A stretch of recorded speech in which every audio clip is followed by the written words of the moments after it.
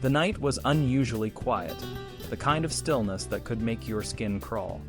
In a dimly lit room in Florence, a group of men huddled around a wooden table, their faces partially hidden by the shadows. They spoke in hushed tones, the air thick with tension.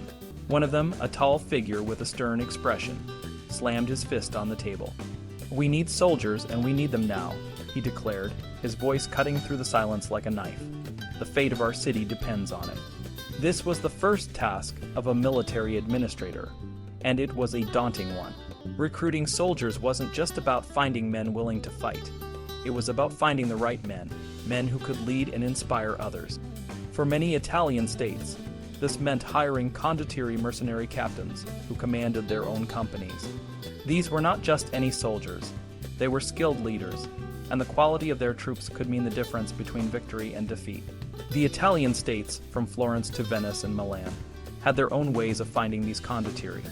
Diplomatic representatives and spies would send back reports on the quality of available troops, and special officials would travel to different regions to assess the possibilities.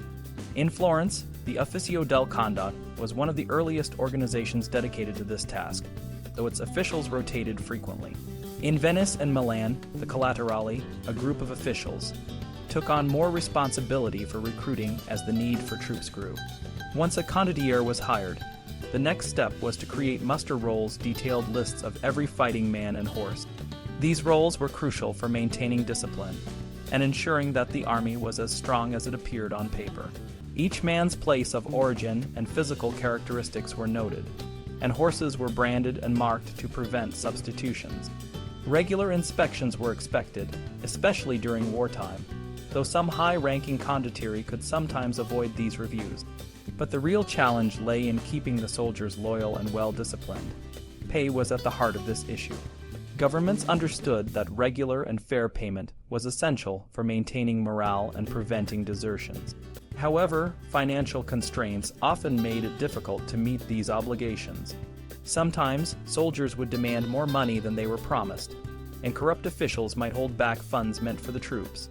Despite these challenges, the system of paying troops through their captains, known as the provision, became more common in the latter half of the 15th century. This method was not a sign of the condottierie's growing independence, but rather a practical solution to the challenges of maintaining control over large, permanent forces. The pay system was complex, with different rates for various types of soldiers. Cavalry, for example, typically received a monthly sum, often supplemented by bonuses for their captains and officers. Infantry, on the other hand, received a more standard rate, usually around 3 florins per month. These rates varied slightly between states, with Florence often paying higher rates due to the temporary and less organized nature of its army. By the second half of the century, it became common to quote pay rates as annual figures, with 80 florins a year being a standard figure for a 3-man land. Beyond their regular pay, soldiers could also receive special remuneration. For example, storming a city often earned them an additional month's pay, and acts of bravery might be rewarded with cash or even pensions. The Venetians, known for their meticulous administration, offered significant rewards for exceptional deeds. One such case involved Ferrando da Spagna, an infantry corporal who lost his right arm in battle. Instead of retiring, he demanded to continue serving with his left arm, and the Venetian government honored his request. The recruitment and management of soldiers in 15th century Italy were intricate processes, shaped by the political and economic realities of the time. The success of a military administrator often hinged on their ability to navigate these complexities and ensure that the army remained strong and loyal. As the night wore on in that dimly lit room in Florence, the men continued their discussions, knowing that the fate of their city rested on their ability to find and maintain the right soldiers. After paying the troops, the next big challenge for military leaders was making sure everyone had enough food, clothes, and weapons. This was called provisioning, and it was closely tied to how the soldiers were paid. In Italian warfare, soldiers were usually paid in food and clothes, not just money. When they were in friendly territory, they had to pay for their supplies. The local people were required to sell supplies at fair prices, and the army leaders had to make sure the soldiers got fair prices too. This meant the state had to organize getting the supplies to the troops. There were three main ways to do this. First, supplies could be collected in a base and moved to where the army was. But this was hard in places with tough terrain, and when the army had to move quickly. It worked better for armies that were surrounding a city and needed to stay in one place for a long time. Second, local officials could gather supplies from nearby areas and bring them to the army. This helped the army move more quickly and stay in the field longer. Third, markets could be set up near the army's camp. Local farmers and merchants were encouraged to come and sell directly to the soldiers. The army made sure these merchants were safe and could do business without problems. When the army entered enemy territory, they no longer had to pay for supplies. They were expected to live off the land. However, organized supply methods were still needed. Soldiers usually weren't allowed to forage on their own because it could cause discipline problems. Instead, small groups were sent out to gather supplies for the whole army. Supplying the army wasn't just about food. It also included clothing, weapons, and horses. As armies grew bigger in the 15th century, the need for organized supply systems increased. Sometimes, soldiers were given cloth instead of money, especially at the start of a campaign.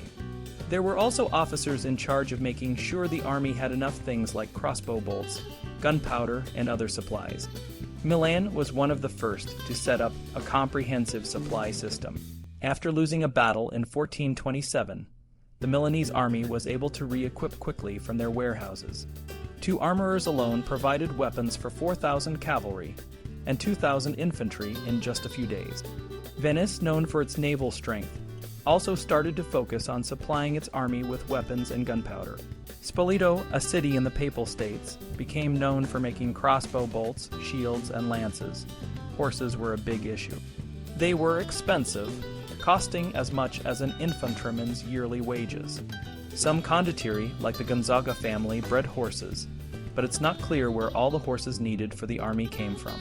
Horse dealers were common in army camps, and many of them were Germans. To ensure the quality of the horses, there were strict rules about inspecting and branding them.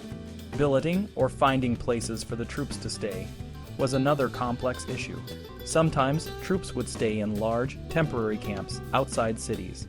In other cases, they might stay in specially built barracks, like those commissioned by Caterina Sforza in Forli in 1491. These barracks had rooms for soldiers and their families, as well as stables and storage for food and fodder. When the army was on the move, a special squadron would go ahead to divide up the billets in small towns and villages. In the winter, troops might stay in wooden huts or other temporary shelters. The Duke of Calabria, for example, built wooden huts for his troops in the Maremma in 1447. In cities, troops were often billeted in specific areas, like the Borgo S. Lorenzo in Florence. But large numbers of troops were usually not allowed to stay in cities for long. During sieges, it was necessary to billet troops in the city. When the army was on the march, a captain general would send a special squadron ahead to organize where the troops would stay. In the field, the army would set up camps. These camps could be quite elaborate, with different types of tents and even fortifications. The stratiates, a type of light cavalry, would sometimes sleep under their horses, using their cloaks for shelter. Demobilizing, or dismissing the troops at the end of a war, was another challenge. Paying off the soldiers was often difficult, and sometimes the money just wasn't available.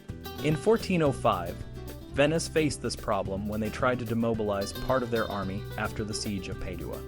They used various tactics, like promising to pay the soldiers if they left Venetian territory, or taking hostages to ensure the soldiers left. In some cases, they rehired the best troops and used them to force out the others. As large standing armies became more common, the problems of demobilization became less severe. But dismissing inefficient companies or those led by disgraced condottieri remained a challenge. The collaterali, who knew the worth of the companies and individual soldiers, would decide who to keep and who to discharge. The cost of maintaining an army was a major issue. Soldiers had to be paid, and the rates of pay often decreased as armies grew larger. But there were other expenses, like buying weapons and equipment, paying non-combatant workers, and financing the administrative services that supported the army. Raising this money, and the impact it had on the government and society, were significant concern. In the late 15th century, the makeup of Italian armies was changing. While heavy cavalry still held a lot of prestige, the number of infantry was growing. For sieges, infantry was essential, and by the 1470s, some armies had equal numbers of infantry and cavalry. Infantry leaders were gaining more respect, and the importance of heavy cavalry was declining, though it remained a symbol of status in Renaissance Italy. In the early 1400s, Italian warfare faced a unique challenge: the lack of well-trained infantry. Unlike the English, who had their skilled archers, or the Swiss, known for their powerful pike squares, Italian armies relied heavily on cavalry. This meant that Italian cavalry commanders didn't feel the need to change their tactics or dismount their men-at-arms. The basic unit of Italian cavalry was the three-man lance, which included a heavily armed man-at-arms, a less armored sergeant, and a page. The page's job was to take care of the horses, maintain the equipment, and run errands for the man-at-arms. By the 1450s, the three-man lance began to evolve. Armies started to demand more men-at-arms, and the size of the lance grew. For example, in the 1470s, Florentine and Milanese contracts mentioned four-man lances, and in the 1460s, papal contracts referred to five-man units called corazza. These changes were partly because the man-at-arms needed more support due to the increasing weight of their armor and horses. Changing horses during battles became common, and protecting the horses from attacks became a priority. This led to more attendants and more horses for each man-at-arms. At the same time, larger units called squadrons were becoming more standardized. A squadron typically had 20 to 25 lances, and by the end of the century, armies were often measured by the number of squadrons rather than individual lances. Each squadron was led by a caposquadra or squadriere, and the total strength of a squadron could reach up to 150 men, though the actual fighting strength remained around 25 men at arms. Another significant development was the emergence of larger units called columns. These were groups of 8 to 10 cavalry squadrons, often led by a senior condottiere known as a colonnello. Columns allowed for better organization and coordination of the army, even though the condottiere companies were still the main building blocks of Italian armies. Despite these organizational changes, the role of heavy cavalry remained largely the same. They were still heavily armored lancers, and their armor was designed to be both protective and flexible. A full suit of battle armor weighed around 20 to 25 kilograms, and the helmet added about 2 kilograms. The main issue was the lack of ventilation, which made wearing armor in the hot Italian summer particularly uncomfortable. To address the limitations of heavy cavalry, there was a growing need for light cavalry. Light cavalry were more mobile and could perform tasks like scouting, foraging, and pursuing the enemy. One type of light cavalry that emerged were mounted crossbowmen, who were often dismounted to fight on foot. They were organized into their own units and could also perform roles like scouting and foraging. Another significant addition to Italian armies was the Albanian stratiates. Introduced by Venice, these stratiates were lightly armored and equipped with light lances and javelins. They were highly mobile and could perform a variety of tasks, including wide encircling movements to attack the enemy's rear and baggage train. However, they were known for their lack of discipline, which sometimes caused problems. On the infantry side, the early 1400s saw a shift from large, untrained levies to smaller, more professional units. Infantry were divided into three groups: lancers, shield bearers, and crossbowmen. These infantry units were often used for defensive purposes, such as forming a wall for cavalry to reform behind or participating in siege warfare. By the middle of the century, the role of infantry was changing. Commanders like Francesco, Sforza, and Braccio developed more disciplined and offensive infantry forces. Sforza's infantry, led by commanders like Pietro Branoro and Donato del Conte, emphasized crossbowmen and later handgun men. Braccio developed a lighter type of infantry armed with swords and round shields, which were more agile and suited for hand-to-hand combat. The wars in Lombardy between 1425 and 1454 played a crucial role in this transformation. The open and flat terrain, intersected by rivers and canals, provided ideal conditions for large-scale campaigning. Infantry became more important as armies grew in size, and speed of movement slowed down. Field fortifications became common, and infantry were needed to combat these fortifications. A new type of infantry called sword and buckler infantry emerged, first experimented with by Braccio. These soldiers were lightly armed, agile, and specialized in hand-to-hand combat. This type of infantry was particularly effective in the Lombard region, where the best infantry forces were developed. Florence, however, retained traditional infantry types well into the 1470s, and there is no evidence of particularly effective Neapolitan infantry. The Papal army also had a strong infantry force, partly due to the mountainous regions of Umbria, the Romagna, and the Abruzzi, which provided excellent recruiting grounds. The influence of Spanish commanders like Calixtus III and his entourage also played a role, with many leading infantry captains in the Papal army being Spaniards. These developments in cavalry and infantry marked a significant shift in Italian warfare, making it more organized, flexible, and effective. In the early 1400s, a significant change started to take place in the way Italian armies fought on the battlefield. This change was the introduction of hand firearms, which gradually became a vital part of infantry warfare. The earliest of these firearms was called the sciappetto, or handgun. Some historians believe that these weapons were first used as early as the late 1200s, but it wasn't until the second half of the 1300s that there was clear evidence of their use, mostly in defending towns. The early handgun was a bit awkward to use. It was about 3 to 4 feet long and had to be fired with a match, which made it hard to use in the field without a rest. However, by the 1430s, groups of specialized handgun men began to appear in the armies. For example, when Emperor Sigismund visited Rome in 1430, he had 500 handgun men with him, though they were more for show than for battle. But in the following decades, handgun men became a more common sight in the armies of Milan and Venice.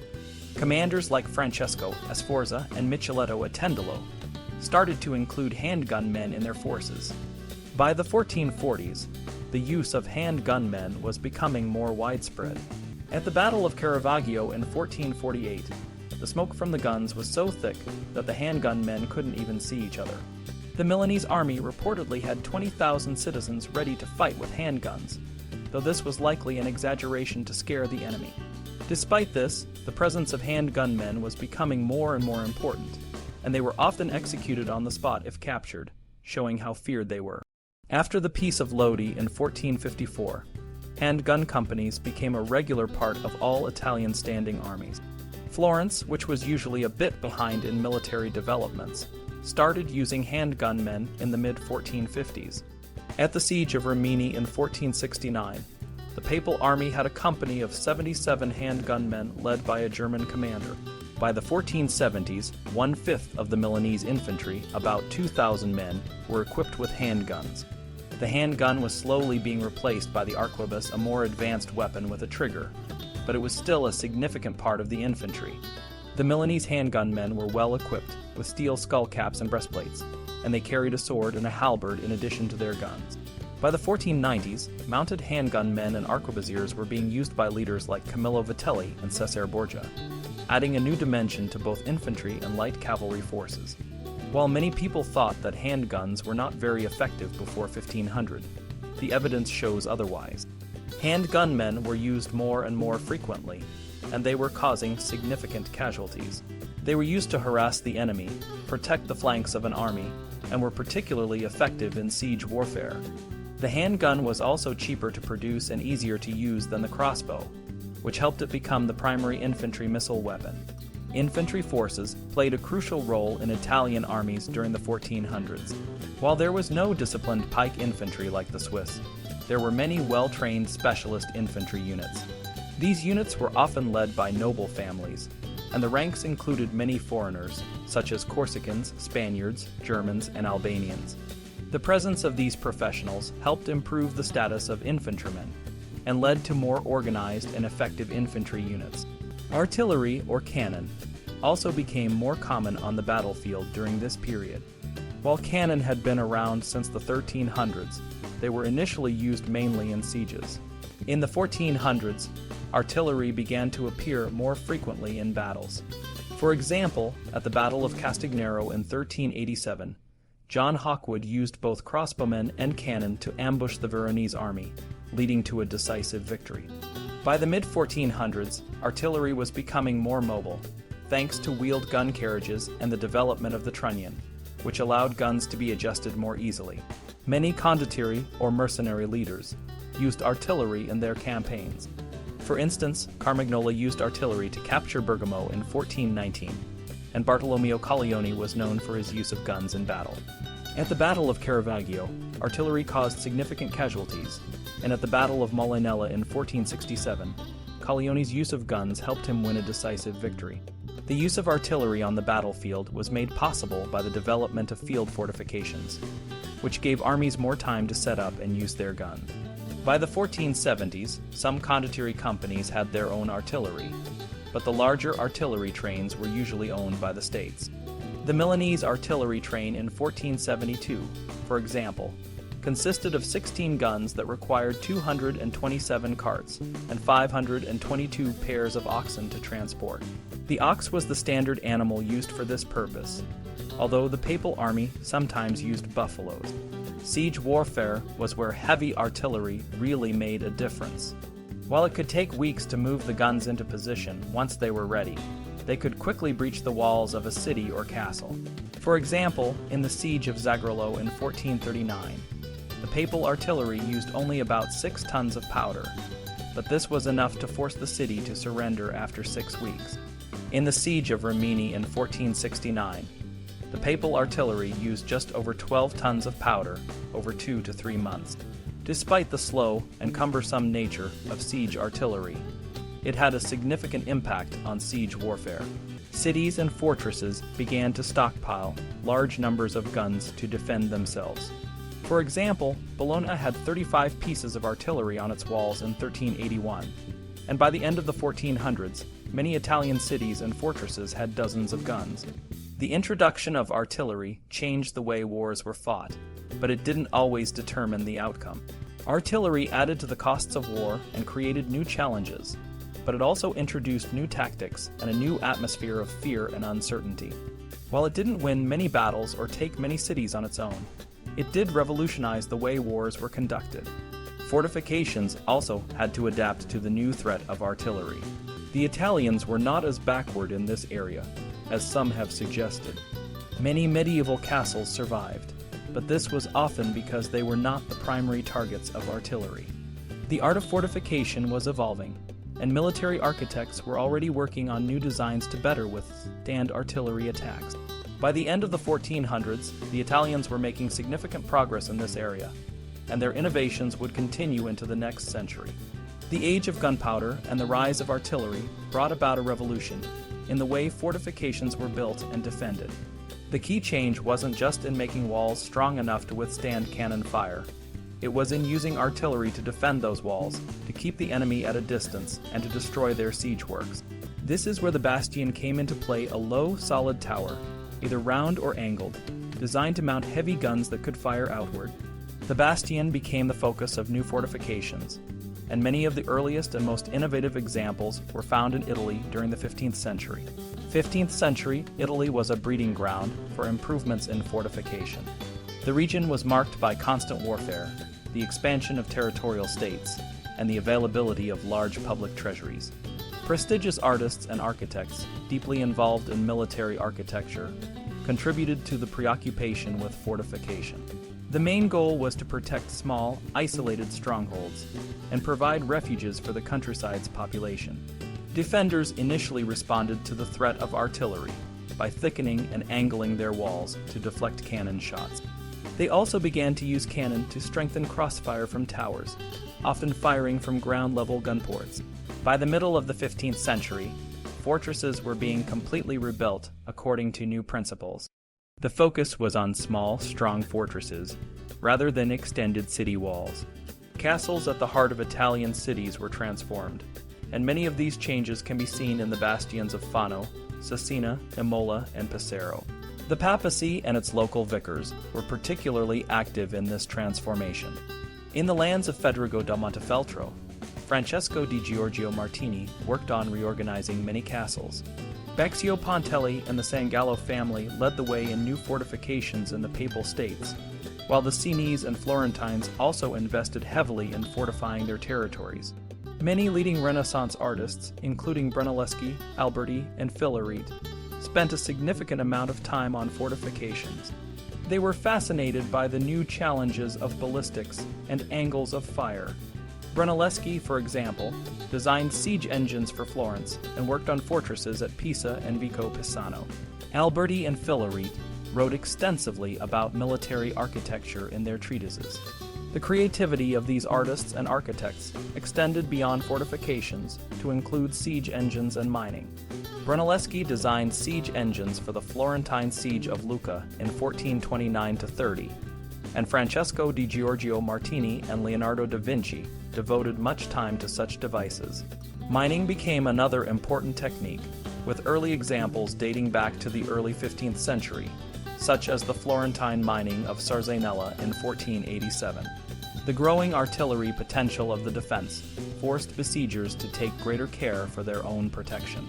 Trenches and ramparts were dug around besieged cities to protect the besiegers and allow them to move closer under the hail of fire from the walls. Carmagnola, for example, dug a 5-mile trench around Brescia in 1426, setting a pattern for all 15th century sieges. Field fortifications were crucial in Italian warfare. They were not just about tactical advantages on the battlefield, but also about strategic outlooks. The major states were no longer city-states but territorial states, concerned with defensible frontiers and frontier fortresses. They wanted to maintain strongholds within subject cities and provide protection for permanent armies in fortified encampments. The use of conscript labor to prepare new defenses was also a significant development. In 1513, Michele Sanmicheli advised Venice on improving the defenses of Friuli. He emphasized the importance of a strong castle in Udine, blocking mountain passes and ports, and using natural barriers like the river Lavenza. These principles were already well established in 15th century thinking. Venetian expansion was geared towards using major rivers as frontiers. The Lavenza line, for example, was fortified with a ditch and rampart in 1411 to resist Hungarian attacks.